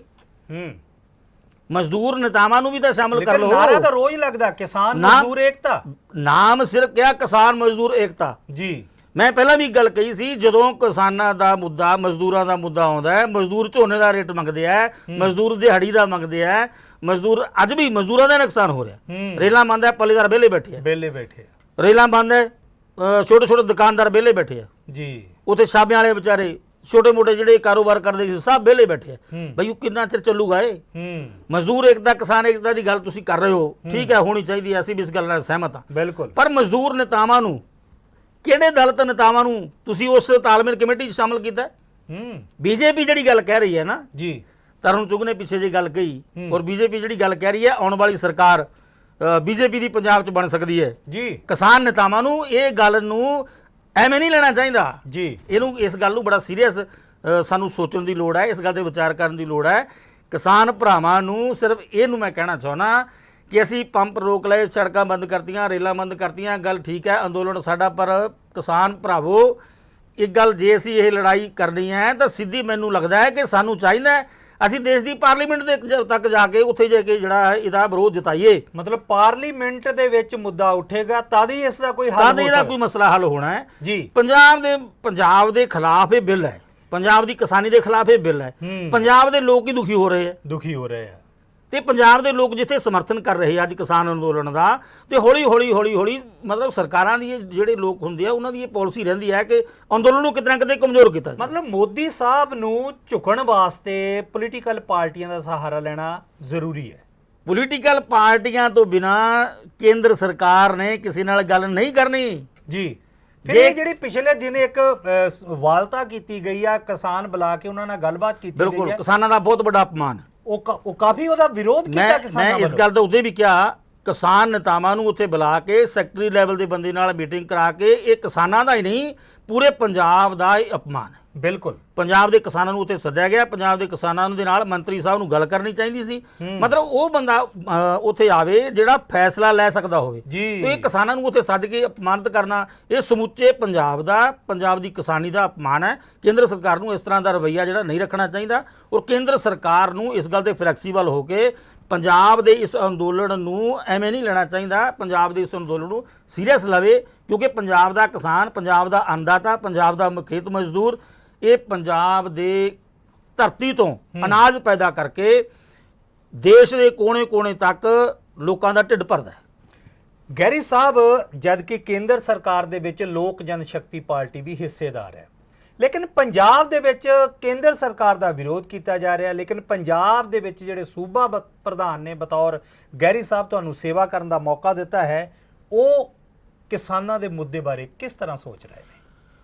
ਮੈਂ ਉਸ ਦਿਨ ਵੀ ਗੱਲ ਕਹੀ, ਸਾਡੀ ਮੈਂ ਸਮਝਦਾ ਕਿਸਮਤ ਅਸੀਂ ਕਹਿ ਲਈਏ ਕਿ ਕਿਤੇ ਫਰਕ ਰਹਿ ਗਿਆ ਜਾਂ ਤਾਂ ਕਹਿ ਲਈਏ ਕਿ ਸਾਡੇ ਬਹੁਤ ਹੀ ਮਹਿਬੂਬ ਨੇਤਾ ਜੋ ਪਾਰਟੀ ਦੇ ਸਾਡੇ ਸਰਪ੍ਰਸਤ ਸੀਗੇ ਰਾਮ ਵਿਲਾਸ ਪਾਸਵਾਨ ਜੀ, ਬਿਲਕੁਲ ਉਹਨਾਂ ਦਾ ਇਹਨਾਂ ਦਿਨਾਂ ਦੇ ਵਿੱਚ ਹਸਪਤਾਲ ਦੇ ਵਿੱਚ ਬਿਮਾਰ ਪਏ ਰਹਿਣਾ ਔਰ ਇਹ ਮੁੱਦਾ ਚੱਲਿਆ ਤੇ ਪਾਸਵਾਨ ਸਾਹਿਬ ਹਸਪੀਟਲਾਈਜ਼ ਹੋ ਗਏ, ਬਿਮਾਰ ਰਹੇ। ਪਾਸਵਾਨ ਸਾਹਿਬ ਬਿਮਾਰ ਨਾ ਹੁੰਦੇ, ਮੈਂ ਭਰੋਸੇ ਨਾਲ ਇਹ ਗੱਲ ਕਹਿ ਸਕਦਾ ਕਿ ਇਹ ਮਸਲਾ ਇੱਥੋਂ ਤੱਕ ਨਹੀਂ ਸੀ ਜਾਣਾ। ਕੈਬਨਿਟ ਦੇ ਵਿੱਚ ਰਾਮ ਵਿਲਾਸ ਪਾਸਵਾਨ ਜੀ ਨੇ ਇਸ ਮਸਲੇ ਨੂੰ ਉਠਾਉਣਾ ਸੀ ਕਿਉਂਕਿ ਇਹਦੀ ਇਹ ਉਦਾਹਰਨ ਹੈ ਜੀ। ਇੱਕ ਵਾਰ ਤੁਹਾਨੂੰ ਯਾਦ ਹੋਣਾ ਹੈ ਕਿ ਕਣਕ ਬਾਹਰੋਂ ਮੰਗਾਉਣ ਲਈ ਨਰਸਿਮਹਾ ਰਾਓ ਸਰਕਾਰ ਵੇਲੇ ਇੱਕ ਪਾਲਿਸੀ ਬਣੀ, ਕਣਕ ਬਾਹਰੋਂ ਮੰਗਾਈ ਜਾ ਰਹੀ ਹੈ ਜੀ। ਰਾਮ ਵਿਲਾਸ ਪਾਸਵਾਨ ਜੀ, ਇਹ ਇਤਿਹਾਸ ਹੈ। ਬੀਪੀ ਸਿੰਘ ਜੀ ਦੇਸ਼ ਦੇ ਸਾਬਕਾ ਪ੍ਰਧਾਨ ਮੰਤਰੀ ਆਈ ਕੇ ਗੁਜਰਾਲ ਸਾਹਿਬ, ਉਹ ਮੋਗੇ ਆਏ ਜੀ। ਮੋਗੇ ਤੋਂ ਟਰਾਲੀਆਂ ਦੇ ਵਿੱਚ ਕਣਕ ਭਰ ਕੇ ਟਰਾਲੀਆਂ ਤੇ ਉਹ ਦਿੱਲੀ ਲੈ ਕੇ ਗਏ। ਕੀ ਬਾਤ ਹੈ। ਔਰ ਪਾਸਵਾਨ ਸਾਹਿਬ ਨੇ ਉਸ ਸਟੇਟਮੈਂਟ ਦਿੱਤੀ, ਅਸੀਂ ਉਦੋਂ ਨਵੇਂ ਪਾਸਵਾਨ ਸਾਹਿਬ ਦੇ ਨਾਲ ਸੀ, ਤਾਂ ਉਹਨਾਂ ਨੇ ਇਹ ਗੱਲ ਕਹੀ ਕਿ ਪੰਜਾਬ ਦੇ ਵਿੱਚ ਕਿਸਾਨਾਂ ਦੀ ਕਣਕ ਰੁੜ ਰਹੀ ਹੈ ਤੇ ਅਸੀਂ ਬਾਹਰੋਂ ਮੰਗਾਈ ਕਣਕ 에ਅਰਪੋਰਟ ਤੇ ਉਤਰ ਨਹੀਂ ਦੇਵਾਂਗੇ। ਪਹਿਲਾਂ ਪੰਜਾਬ ਦੇ ਕਿਸਾਨਾਂ ਦੀ ਕਣਕ ਖਰੀਦੋ, ਉਸ ਤੋਂ ਬਾਅਦ ਬਾਹਰੋਂ ਮੰਗਾਉਣ ਦੀ ਗੱਲ ਕਰੋ। ਤੇ ਅੱਜ ਵੀ ਰਾਮ ਵਿਲਾਸ ਪਾਸਵਾਨ ਜਿੰਦਾ ਹੁੰਦੇ ਤਾਂ ਕੈਬਨਿਟ ਦੇ ਵਿੱਚ ਪੰਜਾਬ ਦੇ ਕਿਸਾਨਾਂ ਦਾ ਮੁੱਦਾ ਰਾਮ ਵਿਲਾਸ ਪਾਸਵਾਨ ਜੀ ਨੇ ਹੱਲ ਕਰਵਾਉਣਾ ਸੀ। ਬਿਲਕੁਲ ਗੈਰੀ ਸਾਹਿਬ, ਤੁਹਾਡੀ ਗੱਲ ਦੇ ਨਾਲ ਅਸੀਂ ਸਹਿਮਤ ਹਾਂ ਔਰ ਵਾਕਈ ਇਹਦੇ ਵਿੱਚ ਕੋਈ ਸ਼ੱਕ ਨਹੀਂ ਹੈ ਕਿ ਪਾਸਵਾਨ ਸਾਹਿਬ ਇੱਕ ਅਜਿਹੇ ਮਤਲਬ ਲੀਡਰ ਸਨ ਜਿਸ ਦੀ ਹਰ ਇੱਕ ਪ੍ਰਧਾਨ ਮੰਤਰੀ ਨੇ ਗੱਲ ਮੰਨੀ ਆ, ਬੇਸ਼ੱਕ ਉਹ ਕਿਸੇ ਵੀ ਸਰਕਾਰ ਦੀ ਪ੍ਰਧਾਨ ਮੰਤਰੀ ਕਿਉਂ ਨਾ ਹੋਵੇ, ਕਿਉਂਕਿ ਉਹਨਾਂ ਦਾ ਸੁਝਾਅ ਹੀ ਇੰਨਾ ਕਾਬਲੇ ਤਾਰੀਫ ਹੁੰਦਾ ਸੀ ਕਿ ਉਸ ਨੂੰ ਹੱਸਦੇ ਉਹ ਖਿੜੇ ਮੱਥੇ ਸਵੀਕਾਰ ਕਰਦੇ ਸਨ। ਲੇਕਿਨ ਗੈਰੀ ਸਾਹਿਬ ਨੇ ਇੱਕ ਗੱਲ ਬਿਲਕੁਲ ਸਪਸ਼ਟ ਕਰ ਦਿੱਤੀ ਵੀ ਕਿਸਾਨਾਂ ਨੂੰ ਇਸ ਸਮੇਂ ਸੱਚਮੁੱਚ ਜੇ ਸਹਾਰੇ ਦੀ ਜ਼ਰੂਰਤ ਹੈ ਤੇ ਉਹ ਰਾਜਨੀਤਿਕ ਪਾਰਟੀਆਂ ਦੀ ਜ਼ਰੂਰਤ ਹੈ, ਤਦ ਹੀ ਕਿਸਾਨਾਂ ਦਾ ਇਹ ਜਿਹੜਾ ਗੰਭੀਰ ਮੁੱਦਾ ਹੈ ਉਸ ਨੂੰ ਕੇਂਦਰ ਸਰਕਾਰ ਕਿਸੇ ਤਰ੍ਹਾਂ ਵਾਚ ਕਰ ਸਕੇਗੀ। ਲੇਕਿਨ ਆਉਣ ਵਾਲੇ ਦਿਨਾਂ ਵਿੱਚ ਨਜ਼ਰ ਰਹੇਗੀ ਏਵਨ ਪੰਜਾਬੀ ਟੀਵੀ ਦੀ ਕਿ ਕਿਸਾਨ ਸਿਰਫ ਆਪਣੇ ਲੈਵਲ ਤੇ ਹੀ ਇਸ ਸਮੱਸਿਆ ਨੂੰ ਹੱਲ ਕਰ ਸਕਣਗੇ ਜਾਂ ਉਹਨਾਂ ਨੂੰ ਕਿਸੇ ਨਾ ਕਿਸੇ ਪਾਰਟੀ ਦਾ ਲੈਣਾ ਪਏਗਾ ਸਹਾਰਾ। ਸੋਤਾ ਸਾਹਿਬ, ਇਹ ਜਿਹੜਾ ਇਹ ਮਸਲਾ ਕਿਸਾਨ ਆਪਣੇ ਲੈਵਲ ਤੇ ਹੱਲ ਨਹੀਂ ਕਰ ਸਕਦੇ, ਨਾ ਹੀ ਹੋ ਸਕਦਾ ਜੀ। 117 ਐਮਐਲਏ ਤੁਸੀਂ ਬਣਾਏ ਜੀ, ਕਿਸਾਨਾਂ ਦੀਆਂ ਵੋਟਾਂ ਦੇ ਨਾਲ ਬਣੇ। ਤੁਸੀਂ ਕਿਉਂ ਨਹੀਂ ਮਜਬੂਰ ਕਰਦੇ 117 ਦੇ 17 ਐਮਐਲਏ ਨੂੰ ਕਿ ਉਹ 117 ਦੇ 17 ਐਮਐਲਏ ਜਾਣ ਪਾਰਲੀਮੈਂਟ ਦੇ ਵਿੱਚ ਜਾ ਕੇ ਉੱਥੇ ਬੈਠ ਜਾਣ। 13 ਤੁਹਾਡੇ ਐਮਪੀ ਹੈ, ਤੁਸੀਂ ਉਹ ਬਣਾਏ ਹੈ। ਜੇ ਦੇਖਿਆ ਜਾਵੇ ਬਿਲਕੁਲ ਦਲਤਾਂ ਦਾ ਤਾਂ ਕੋਈ ਐਮਐਲਏ ਹੈ ਹੀ ਨਹੀਂ ਹੈ, ਨਾ ਕੋਈ ਐਮਪੀ ਹੈ। ਉਹ ਜਿਹੜੇ ਕਿਸਾਨਾਂ ਦੇ ਹੈ, ਕਿਸਾਨਾਂ ਨੇ ਉਹ ਬਣਾਏ ਹੈ। ਇਹੀ ਕਿਸਾਨ ਜਿਹੜੇ ਧਰਨਿਆਂ ਦੇ ਵਿੱਚ ਬੈਠੇ ਹੈ, ਮੂਹਰੇ ਲੱਗੇ ਹੁੰਦੇ, ਉਹਨਾਂ ਨੂੰ ਵੋਟਾਂ ਪਵਾਉਣ ਵਾਸਤੇ, ਤੇ ਅੱਜ ਉਹਨਾਂ ਨੂੰ ਕਿਉਂ ਨਹੀਂ ਕਹਿੰਦੇ ਬਈ ਤੁਸੀਂ ਜਾਓ ਯਾਰ ਉੱਥੇ ਪਾਰਲੀਮੈਂਟ ਦੇ ਵਿੱਚ ਜਾ ਕੇ ਬੈਠੋ, ਪਾਰਲੀਮੈਂਟ ਦੇ ਮੂਹਰੇ ਐਮਪੀ ਸਾਰੇ ਬੈਠਣ, ਐਮਐਲਏ ਚੁਣਿਆ ਹੋਇਆ, ਲੋਕਾਂ ਦੇ ਤੁਸੀਂ ਨੁਮਾਇੰਦੇ ਹੋ, ਉੱਥੇ ਕਿਉਂ ਨਹੀਂ ਬਿਠਾਓ ਉਹਨਾਂ ਨੂੰ? ਕਹਿੰਦੇ ਨਹੀਂ ਗੈਰੀ ਸਾਹਿਬ, ਆਖਰ ਕਾਰਨ ਕੀ ਹੈ? ਉਹਨਾਂ ਦਾ ਸਹਾਰਾ ਨਾ ਲੈਣਾ, ਇਹ ਕਹਿਣਾ ਕਿ ਪੋਲੀਟੀਕਲ ਲੀਡਰਾਂ ਨੂੰ ਅਸੀਂ ਆਪਣੇ ਸਟੇਜ ਤੇ ਬੋਲਣ ਨਹੀਂ ਦੇਣਾ, ਅਸੀਂ ਉਹਨਾਂ ਦਾ ਕੋਈ ਸਹਾਰਾ ਨਹੀਂ ਲੈਣਾ। ਮੈਂ ਇਹ ਸਮਝਦਾ, ਕਿਸਾਨ ਭਰਾਵਾਂ ਨੂੰ ਮੈਂ ਕਹਿਣਾ ਚਾਹੁੰਦਾ, ਨੇਤਾਵਾਂ ਨੂੰ ਕਹਿਣਾ ਚਾਹੁੰਦਾ, ਇਹ ਪੰਜਾਬ ਦੇ ਲੋਕਾਂ ਨਾਲ ਬਹੁਤ ਵੱਡਾ ਧੋਖਾ ਹੈ। ਕਿਉਂ ਧੋਖਾ ਹੈ? ਅਸੀਂ ਵੋਟਾਂ ਉਹਨਾਂ ਵਾਸਤੇ ਮੰਗਦੇ ਹਾਂ, ਐਮਐਲਏ ਉਹਨਾਂ ਨੂੰ ਬਣਾਉਣੇ ਆ, ਐਮਪੀ ਉਹਨਾਂ ਨੂੰ ਬਣਾਉਣੇ ਆ, ਤੇ ਜਦੋਂ ਸਾਡੇ ਤੇ ਵਿਪਤਾ ਪੈਂਦੀ ਹੈ, ਜਦੋਂ ਸਾਡੇ ਤੇ ਮੁਸੀਬਤ ਆਉਂਦੀ ਹੈ, ਉਦੋਂ ਧਰਨੇ ਲਾਉਣ ਵਾਸਤੇ ਅਸੀਂ, ਡਾਂਗਾ ਖਾਣ ਵਾਸਤੇ ਤੁਸੀਂ ਬੈਠੇ ਹੋ, ਆਪਾਂ ਸਾਰੇ ਲੋਕ ਬੈਠਦੇ ਹਾਂ, ਤੇ ਮਲਾਈ ਖਾਣ ਵਾਸਤੇ ਐਮਐਲਏ ਸਾਹਿਬ ਤੇ ਮੰਤਰੀ ਸਾਹਿਬ ਤੇ ਐਮਪੀ ਸਾਹਿਬ। ਇਸ ਕਰਕੇ ਮੈਂ ਕਿਸਾਨ ਨੇਤਾਵਾਂ ਨੂੰ ਕਹਿਣਾ ਚਾਹੁੰਦਾ ਕਿ ਉਹਨਾਂ ਨੂੰ ਅੱਗੇ ਲਾਓ, ਉਹਨਾਂ ਨੂੰ ਕਹੋ ਅੱਜ ਮੁੱਖ ਮੰਤਰੀ ਸਾਹਿਬ ਨੇ ਵਿਧਾਨ ਸਭਾ ਦਾ ਵਿਸ਼ੇਸ਼ ਸੈਸ਼ਨ ਬੁਲਾਇਆ ਹੈ। ਜੀ। ਔਰ ਵਿਸ਼ੇਸ਼ ਸੈਸ਼ਨ ਬੁਲਾਇਆ ਤੇ ਮੈਂ ਮੁੱਖ ਮੰਤਰੀ ਸਾਹਿਬ ਨੂੰ ਕਹਿਣਾ ਚਾਹੁੰਦਾ ਇੱਥੇ ਇੱਕ ਗੱਲ, ਮੁੱਖ ਮੰਤਰੀ ਸਾਹਿਬ ਹਿੰਮਤ ਥੋੜੀ ਜਿਹੀ ਕਰਨ, ਅਕਾਲੀ ਦਲ ਦੇ ਐਮਐਲਏ, ਆਮ ਆਦਮੀ ਪਾਰਟੀ ਦੇ ਐਮਐਲਏ, ਇਹ ਵੀ ਜਿਹੜੇ ਵੀ ਐਮਐਲਏ ਹੈ ਉਹਨਾਂ ਨੂੰ ਮੁੱਖ ਮੰਤਰੀ ਸਾਹਿਬ ਦੇ ਉਸ ਜਿਹੜੇ ਮਤੇ ਦੇ ਨਾਲ ਖੜਨਾ ਚਾਹੀਦਾ ਹੈ। ਬਿਲਕੁਲ। ਮਤਾ ਕੀ ਹੋਵੇ, ਮੈਂ ਇਹ ਗੱਲ ਕਹਿਣਾ ਚਾਹੁੰਦਾ, ਰਾਜਸਥਾਨ 'ਚ ਪੰਜਾਬ ਦਾ ਕੋਈ ਬੰਦਾ ਜ਼ਮੀਨ ਨਹੀਂ ਖਰੀਦ ਸਕਦਾ, ਨਹੀਂ ਖਰੀਦ ਸਕਦਾ। ਹਿਮਾਚਲ 'ਚ ਤੁਸੀਂ ਜਾ ਕੇ ਜ਼ਮੀਨ ਨਹੀਂ ਖਰੀਦ ਸਕਦੇ। ਬਿਲਕੁਲ। ਮੁੱਖ ਮੰਤਰੀ ਸਾਹਿਬ ਖਤਰਾ ਇਹ ਹੋਇਆ ਕਿ ਵੀ ਇੱਥੇ ਅਵਾਨੀ ਅਡਾਨੀ ਹੋਰੀ ਆ ਕੇ ਕਿਸਾਨਾਂ ਦੀਆਂ ਜ਼ਮੀਨਾਂ ਖਰੀਦ ਲੈਣਗੇ ਤੇ ਕਿਸਾਨ ਜਿਹੜੇ ਆ ਉਹ ਬੇਜ਼ਮੀਨੇ ਹੋ ਜਾਣਗੇ। ਮੇਨ ਮਸਲਾ ਪੰਜਾਬ ਦੇ ਲੋਕਾਂ ਦੇ ਵਿੱਚ ਦਿਮਾਗ 'ਚ ਇਹ ਗੱਲ ਹੈ ਜੀ, ਐਮਐਸਪੀ ਵਾਲਾ ਮਸਲਾ ਹੈ। ਐਮਐਸਪੀ ਦਾ ਕਿ ਅਸੀਂ ਇਦੋਂ ਘੱਟ ਜਿਹੜੀ ਹੈ ਜਿਨਸ ਨਹੀਂ ਵੇਚਣੀ ਜੀ, ਇਹ ਗੱਲ ਵਿਧਾਨ ਸਭਾ 'ਚ ਰੱਖ ਸਕਦੇ ਆ। ਵਿਧਾਨ ਸਭਾ 'ਚ ਇੱਕੋ ਮਤਾ ਪਾਸ ਕਰ ਦਿਓ, ਸਰਕਾਰ ਇੱਕੋ ਮਤਾ ਪਾਸ ਕਰ ਦੇਵੇ ਕਿ ਪੰਜਾਬ ਦੇ ਵਿੱਚ ਵੀ ਪੰਜਾਬ ਦੇ ਵਸਨੀਕ ਤੋਂ ਬਿਨਾ ਕੋਈ ਜ਼ਮੀਨ ਨਹੀਂ ਖਰੀਦ ਸਕੂਗਾ। ਬਿਲਕੁਲ। ਕਿਸਾਨਾਂ ਦਾ ਇਸੇ ਗੱਲ ਨਾਲ ਆਧਾਰ ਹੋ ਜਾਊਗਾ। ਕੇਂਦਰ ਸਰਕਾਰ ਆਪੇ ਗੱਲ ਕਰਨ ਵਾਸਤੇ ਪੰਜਾਬ ਸਰਕਾਰ ਨਾਲ ਕਿਸਾਨ ਨੇਤਾਵਾਂ ਨਾਲ ਆ ਜੂਗੀ। ਕਾਨੂੰਨ ਦੇ ਮੁਤਾਬਕ ਕੁਝ ਹੋ ਸਕਦਾ ਹੈ ਹੁਣ? ਦੇਖੋ, ਕਾਨੂੰਨ ਲੋਕਾਂ ਤੋਂ ਵੱਡਾ ਕੁਝ ਨਹੀਂ ਹੁੰਦਾ, ਜਨਤਾ ਤੋਂ ਵੱਡਾ ਕੋਈ ਗੱਲ ਨਹੀਂ ਹੁੰਦੀ। ਜਨਤਾ ਆਵਾਮ ਦੀ ਚੁਣੀ ਹੋਈ ਪਾਰਲੀਮੈਂਟ ਹੈ। ਪੰਚਾਇਤੀ ਇਹਨਾਂ ਦਿਨਾਂ ਵਿੱਚ ਗ੍ਰਾਮ ਪੰਚਾਇਤ ਵੱਲੋਂ ਇੱਕ ਮਤੇ ਪਵਾਏ ਜਾਂਦੇ ਨੇ ਇਸ ਦੇ ਵਿਰੋਧ ਦੇ ਵਿੱਚ। ਇਹ ਸਭ ਕੁਝ ਪੋਲੀਟੀਕਲ ਸਟੰਟ ਹੈ ਜੀ। ਇਹ ਸਾਰੀਆਂ ਚੀਜ਼ਾਂ ਜਿਹੜੀਆਂ ਜਦੋਂ ਮਤੇ ਆ ਗਏ ਤਾਂ ਉਸ ਵੇਲੇ ਮਾਨਯੋਗ ਅਦਾਲਤ ਦਾ ਅਸੀਂ ਸਹਾਰਾ ਲੈ ਸਕਦੇ ਕੋਰਟ ਦਾ। ਇਹ ਸਭ ਚੀਜ਼ਾਂ ਪੋਲੀਟੀਕਲ ਸਟੰਟਬਾਜ਼ੀ ਹੈ। ਜੇ ਮਾਨਯੋਗ ਸੁਪਰੀਮ ਕੋਰਟ ਚਾਵੇ ਇੱਕ ਅਖਬਾਰ ਦੀ ਖਬਰ ਤੋਂ ਉਹ ਨੋਟਿਸ ਲੈ ਲੈਂਦੀ ਹੈ ਤੇ ਕਿਸਾਨ ਤਾਂ 15 ਦਿਨ ਤੋਂ ਧਰਨੇ ਤੇ ਬੈਠੇ ਹੈ, ਕਦੇ ਕੁਛ ਹੋ ਰਿਹਾ, ਕਦੇ ਕੁਛ ਹੋ ਰਿਹਾ, ਕਦੇ ਕੁਛ ਹੋ ਰਿਹਾ, ਕਿੰਨੇ ਲੋਕ ਬੇਰੁਜ਼ਗਾਰ ਹੋ ਰਹੇ ਹੈ। ਤੇ ਇਹ ਨੋਟਿਸ ਜਿਹੜਾ, ਜੇ ਸੁਪਰੀਮ ਕੋਰਟ ਨੇ ਨੋਟਿਸ ਲੈਣਾ ਹੁੰਦਾ ਤਾਂ ਇਸ ਗੱਲ ਤੇ ਨੋਟਿਸ ਲਿਆ ਜਾਂਦਾ। ਇਹ ਤਾਂ ਪੰਜਾਬ ਦੀ ਸਰਕਾਰ ਨੂੰ ਪਹਿਲ ਕਦਮੀ ਕਰਨੀ ਪਊ। ਅਕਾਲੀ ਦਲ, ਆਮ ਆਦਮੀ ਪਾਰਟੀ, ਇਹਨਾਂ ਸਾਰਿਆਂ ਨੂੰ ਰਾਜਨੀਤਿਕ ਹਿੱਤ ਤਿਆਗ ਕੇ ਪੰਜਾਬ ਦੇ ਹਿੱਤਾਂ ਨੂੰ ਧਿਆਨ 'ਚ ਰੱਖ ਕੇ, ਪੰਜਾਬ ਦੇ ਮਜ਼ਦੂਰਾਂ ਦੇ, ਕਿਸਾਨਾਂ ਦੇ ਹਿੱਤਾਂ ਨੂੰ ਧਿਆਨ 'ਚ ਰੱਖ ਕੇ ਇਹਦੇ ਤੇ ਗੰਭੀਰਤਾ ਨਾਲ ਵਿਚਾਰ ਕਰਨਾ ਪਊਗਾ ਤੇ ਵਿਧਾਨ ਸਭਾ ਦੇ ਵਿੱਚ ਇਹ ਬਿੱਲ ਲੈ ਕੇ ਆਉਣ, ਇਹ ਸਾਰੇ ਉਹਤੇ ਸਹਿਮਤੀ ਦੇਣ, ਵਿਰੋਧ ਕਰਕੇ ਵਿਰੋਧ ਨਾ ਕਰਨ। ਬਿਲਕੁਲ। ਵੀ ਅਸੀਂ ਬਿੱਲ ਹਲੇ ਮੁੱਖ ਮੰਤਰੀ ਸਾਹਿਬ ਪੰਜਾਬ ਦੀ ਸਰਕਾਰ ਲੈ ਕੇ ਨਹੀਂ ਆਈ ਤੇ ਅਸੀਂ ਬਾਹਰ ਧਰਨੇ ਤੇ ਬੈਠ ਗਏ। ਬਿਲਕੁਲ। ਅਸੀਂ ਕੋਈ ਵੀਡੀਓ ਇਹ ਨਹੀਂ ਹੋਣਾ ਚਾਹੀਦਾ। ਵਿਰੋਧ ਕਰੋ। ਜੇ ਹੁਣ ਮੈਨੂੰ ਪਤਾ ਲੱਗਿਆ ਕਿ ਆਮ ਆਦਮੀ ਪਾਰਟੀ ਦੇ ਇੱਕ ਲੀਡਰ ਨੇ ਪਾਈ ਹੈ ਕਿ ਵੀਡੀਓ ਕਿ ਉੱਥੇ ਕੋਈ ਜਿਹੜਾ ਕਾਂਗਰਸ ਦਾ ਐਮਐਲਏ ਹੀ ਨਹੀਂ ਆਇਆ, ਜੇ ਇਹ ਗੱਲ ਸੱਚ ਹੈ ਤਾਂ ਸਰਕਾਰ ਸੈਸ਼ਨ ਸੱਦ ਰਹੀ ਹੈ। ਬਿਲਕੁਲ ਬਿਲकुल। ਸਰਕਾਰ ਸੈਸ਼ਨ ਸੱਦ ਰਹੀ ਹੈ, ਐਮਐਲਏਸ਼ਿਪ ਖਤਮ ਹੋ ਵਿੱਚ ਅਮਨ ਅਰੋੜਾ ਕੁਝ ਇੱਕ ਐਮਐਲਏ ਬੈਠੇ ਦਿਖਾਈ ਦੇ ਰਹੇ ਨੇ। ਨਹੀਂ, ਜੇ ਵਿਪ ਜਾਰੀ ਕੀਤਾ ਹੋਵੇ ਕਿਸੇ ਪਾਰਟੀ ਨੇ, ਵਿਪ ਜਾਰੀ ਕੀਤਾ ਹੋਵੇ ਤੇ ਐਮਐਲਏ ਨਾ ਜਾਣ ਤੇ ਉਹ ਕਾਨੂੰਨ ਤੌਰ ਤੇ ਉਹਦੀ ਐਮਐਲਏਸ਼ਿਪ ਸਸਪੈਂਡ ਕੀਤੀ ਜਾ ਸਕਦੀ ਹੈ। ਬਿਲਕੁਲ ਬਿਲकुल।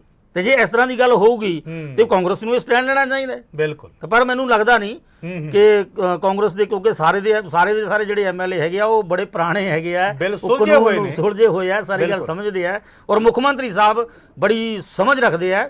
ਇਸ ਲਈ ਮੁੱਖ ਮੰਤਰੀ ਸਾਹਿਬ ਨੂੰ ਪਹਿਲ ਕਦਮੀ ਕਰਨੀ ਚਾਹੀਦੀ ਹੈ। ਪਾਣੀਆਂ ਦੇ ਮਸਲੇ ਤੇ ਵੀ ਮੈਂ ਇੰਟਰਵਿਊ ਦਿੱਤੀ ਸੀ ਅਬੋਰ, ਜਦੋਂ ਪਾਣੀਆਂ ਦਾ ਮਸਲਾ ਸੀ ਉਦੋਂ ਵੀ ਮੈਂ ਗੱਲ ਕਹੀ ਸੀ ਕਿ ਵਿਧਾਨ ਸਭਾ 'ਚ ਬਿੱਲ ਲੈ ਕੇ ਆਉਣਾ ਚਾਹੀਦਾ ਹੈ, ਪਾਣੀਆਂ ਦੀ ਰਾਖੀ ਕਰਨੀ ਚਾਹੀਦੀ ਹੈ। ਉਹਦੇ ਵੀ ਪਿਛਲੇ ਦਿਨੀ ਵੀ ਮੈਂ ਇੰਟਰਵਿਊ 'ਚ ਕਹਿ ਕੇ ਗਿਆ ਸੀ ਕਿ ਸੈਸ਼ਨ ਬੁਲਾ ਕੇ ਪੰਜਾਬ ਦੇ ਕਿਸਾਨਾਂ, ਪੰਜਾਬ ਦੇ ਮਜ਼ਦੂਰਾਂ, ਪੰਜਾਬ ਦੇ ਭਲੇ ਲਈ ਬਿੱਲ ਲਿਆਉਣਾ ਚਾਹੀਦਾ ਹੈ। ਉਹ ਮੁੱਖ ਮੰਤਰੀ ਸਾਹਿਬ ਪਹਿਲ ਕਰ ਰਹੇ ਹੈ। ਮੈਂ ਲੋਕ ਜਨਸ਼ਕਤੀ ਪਾਰਟੀ ਦਾ ਸੂਬਾ ਪ੍ਰਧਾਨ ਹੋਣ ਦੇ ਨਾਤੇ ਪੰਜਾਬ ਦੀ ਭਲਾਈ ਲਈ ਮੁੱਖ ਮੰਤਰੀ ਸਾਹਿਬ ਦਾ ਧੰਨਵਾਦ ਕਰੂੰਗਾ ਜੋ ਇਹ ਬਿੱਲ ਪਾਸ ਕਰ ਜਾਂਦੇ ਹੈ ਕਿ ਪੰਜਾਬ ਦੀ ਜ਼ਮੀਨ ਜਿਹੜੀ ਆ ਹੋਰ ਕੋਈ ਖਰੀਦ ਹੀ ਨਹੀਂ ਸਕੇ। ਸੋ ਗੈਰੀ ਸਾਹਿਬ ਅੱਜ ਇਸ ਪ੍ਰੋਗਰਾਮ ਦਾ ਹਿੱਸਾ ਬਣੇ ਸਨ। ਮੈਂ ਤੁਹਾਨੂੰ ਦੱਸਣਾ ਚਾਹੁੰਦਾ ਕਿ ਲੋਕ ਜਨਸ਼ਕਤੀ ਪਾਰਟੀ ਦੇ ਸੂਬਾ ਪ੍ਰਧਾਨ ਨੇ ਕਿਰਨਜੀਤ ਸਿੰਘ ਗੈਰੀ ਸਾਹਿਬ ਬਤੌਰ FCI ਮੈਂਬਰ ਭਾਰਤ ਸਰਕਾਰ ਆਪਣੀਆਂ ਸੇਵਾਵਾਂ ਦੇ ਰਹੇ ਨੇ ਔਰ ਵੱਡੀ ਗੱਲ ਇਹਨਾਂ ਨੇ ਇਹ ਕੀਤੀ ਹੈ ਕਿ ਮਤਲਬ ਇਹੋ ਜਿਹਾ ਕੁਝ ਹੋਣਾ ਚਾਹੀਦਾ ਹੈ ਜਿਸ ਦੇ ਨਾਲ ਮਜ਼ਦੂਰਾਂ ਦਾ ਭਲਾ ਹੋਵੇ, ਕਿਸਾਨ ਵਰਗ ਦਾ ਭਲਾ ਹੋਵੇ। ਗੈਰੀ ਸਾਹਿਬ ਬਹੁਤ ਬਹੁਤ ਮਿਹਰਬਾਨੀ, ਤੁਸੀਂ ਸਮਾਂ ਕੱਢਿਆ ਔਰ A1 ਪੰਜਾਬੀ ਚੈਨਲ ਦੇ ਸਟੂਡੀਓ ਵਿੱਚ ਪਹੁੰਚੇ ਆ। ਤੁਹਾਡਾ ਵੀ ਸੋਤਾ ਸਾਹਿਬ ਬਹੁਤ ਬਹੁਤ ਧੰਨਵਾਦ, ਤੁਹਾਡੇ ਚੈਨਲ ਦਾ ਵੀ, ਟੀਮ ਦਾ ਸਾਰਿਆਂ ਦਾ ਬਹੁਤ ਬਹੁਤ ਧੰਨਵਾਦ ਕਿ ਤੁਸੀਂ ਗਰੀਬ ਵਰਗ ਦੀ ਆਵਾਜ਼ ਨੂੰ ਆਵਾਮ ਤੱਕ ਪਹੁੰਚਾਉਣ ਲਈ ਮੈਨੂੰ ਇੱਥੇ ਬੁਲਾਇਆ। ਸਤਿ ਸ਼੍ਰੀ ਅਕਾਲ। ਸੋ ਦੋਸਤੋ, ਤੁਹਾਨੂੰ ਸਾਡਾ ਇਹ ਪ੍ਰੋਗਰਾਮ ਕਿਸ ਤਰ੍ਹਾਂ ਦਾ ਲੱਗਾ ਫੀਡਬੈਕ ਜ਼ਰੂਰ ਦੇਣੀ ਹੈ ਔਰ ਪ੍ਰੋਗਰਾਮ ਦੇ ਅੰਤ ਵਿੱਚ ਤੁਸੀਂ ਜੁੜੇ ਰਹੋ A1 ਪੰਜਾਬੀ TV ਦੇ ਨਾਲ। ਮੈਨੂੰ ਆਪਣੇ ਦੋਸਤ ਸੋਮ ਸਹੋਤਾ ਤੇ ਸਾਡੇ respected guest Kiranjit Singh Gary ji ਨੂੰ ਦਿਓ ਇਜਾਜ਼ਤ। ਸਤਿ ਸ਼੍ਰੀ ਅਕਾਲ। ਸਤਿ ਸ਼੍ਰੀ ਅਕਾਲ। ਮੈਂ ਆਪਣੇ ਇਹ ਮੋਢਿਆਂ ਤੇ ਗੋਡਿਆਂ ਤੋਂ ਬਹੁਤ ਦੁਖੀ ਸੀ। ਮੇਰੇ ਲਈ ਤਾਂ ਤੁਰਨਾ ਫਿਰਨਾ ਵੀ ਇੰਨਾ ਔਖਾ ਹੋਇਆ ਸੀ, ਮੈਂ ਦੱਸ ਵੀ ਨਹੀਂ ਸਕਦਾ। ਪਰ ਜਦ ਤੋਂ ਮੈਨੂੰ ਫੀ ਰਿਲੀਫ ਮਿਲਿਆ 2.5-3 ਮਹੀਨੇ ਇਸਤੇਮਾਲ ਕਰਨ ਤੋਂ ਬਾਅਦ ਗੋਡੇ ਵੀ ਓਕੇ, ਮੋਢੇ ਵੀ ਓਕੇ। ਜੇ ਤੁਸੀਂ ਵੀ ਕਿਸੇ ਇਸ ਤਰ੍ਹਾਂ ਦੀ ਬਿਮਾਰੀ ਤੋਂ ਪਰੇਸ਼ਾਨ ਹੋ ਤੇ ਬੇਝਿਜਕ ਹੋ ਕੇ ਇਸ ਨੂੰ ਇਸਤੇਮਾਲ ਕਰੋ। ਸਿਰਫ 2.5-3 ਮਹੀਨੇ ਇਹ 125 ਬਿਮਾਰੀਆਂ ਤੱਕ ਦਾ ਇਲਾਜ ਕਰ ਸਕਦਾ ਹੈ। ਫੀ ਰਿਲੀਫ ਹਮੇਸ਼ਾ ਯਾਦ ਰੱਖੋ। ਬਸ ਕੁਝ ਦਿਨਾਂ ਤੋਂ ਮੈਨੂੰ ਵਾਲਾਂ ਦੀ ਬੜੀ ਸਮੱਸਿਆ ਸੀ। ਮੇਰੇ ਵਾਲ ਝੜਨੇ ਸ਼ੁਰੂ ਹੋ ਗਏ ਸੀ। ਮੈਨੂੰ ਮੇਰੇ ਦੋਸਤ ਨੇ ਆਇਲ ਫੀ ਰਿਲੀਫ ਵਾਲੇ ਦੱਸਿਆ। ਮੈਂ ਇਹ ਤੇਲ 3 ਕੁ ਮਹੀਨੇ ਲਾਣਾ ਆਪਣੇ ਸਿਰ ਤੇ ਅਪਲਾਈ ਕੀਤਾ। ਇਹ ਬਿਲਕੁਲ ਆਯੁਰਵੈਦਿਕ ਤੇਲ ਹੈ, ਇਹਦਾ ਕੋਈ ਸਾਈਡ ਇਫੈਕਟ ਨਹੀਂ ਹੈ। ਤੇ ਮੇਰੇ ਵਾਲ ਜਿਹੜੇ ਗੰਜਪਣ ਪੈਣਾ ਸ਼ੁਰੂ ਹੋ ਗਿਆ ਸੀ ਉਹ ਦੁਬਾਰਾ ਆਉਣ ਲੱਗ ਗਏ। ਤੇ ਮੈਨੂੰ ਤਾਂ ਬੜਾ ਫਾਇਦਾ ਦਿੱਤਾ ਇਸ ਨੇ। ਜੇ ਤੁਹਾਨੂੰ ਵੀ ਕਿਸੇ ਇਸ ਤਰ੍ਹਾਂ ਦੀ ਪ੍ਰੋਬਲਮ ਦਾ ਤੁਸੀਂ ਸਾਹਮਣਾ ਕਰ ਰਹੇ ਹੋ ਤਾਂ ਇਹ ਤੇਲ ਲਾਣਾ ਨਾ ਭੁੱਲੋ। ਕਿਤਨਾ ਕਿਤੇ ਅਸੀਂ ਆਪਣੇ ਬਾਲਾਂ ਕਰਕੇ ਸ਼ਰਮ ਫੀਲ ਕਰਦੇ ਹਾਂ, ਕਿਤੇ ਸੋਸਾਇਟੀ 'ਚ ਬੈਠੇ ਹਾਂ ਕਿ ਕੋਈ ਮਜ਼ਾਕ ਨਾ ਕਰ ਰਿਹਾ ਹੋਏ, ਪਰ ਥੈਂਕਸ ਟੂ ਫ੍ਰੀ ਰਿਲੀਫ ਜਿਹਨੇ ਮੇਰਾ ਇਹ ਕੌਨਫੀਡੈਂਸ ਬਿਲਡ ਕੀਤਾ, ਜਿਹਦੇ ਲਗਾਉਣ ਨਾਲ ਮੈਂ ਮਾਰਕੀਟ 'ਚ ਹੁਣ ਬੜਾ ਹੀ ਕੌਨਫੀਡੈਂਟ ਹਾਂ ਔਰ ਇਹਦੇ ਨਾਲ ਮੈਨੂੰ ਬੜਾ ਫਾਇਦਾ ਹੋਇਆ। ਤੇ ਮੈਨੂੰ ਸਰਵਾਈਕਲ ਦੀ ਵੀ ਦਿੱਕਤ ਸੀ ਤੇ ਉਹਦੇ ਨਾਲ ਵੀ ਮੈਨੂੰ ਬੜਾ ਰਿਲੀਫ ਮਿਲਿਆ। ਇਹ ਯੂਜ਼ ਕਰੋ ਤੇ ਮੈਂ ਪ੍ਰੈਕਟੀਕਲ ਯੂਜ਼ ਕਰ ਰਿਹਾ।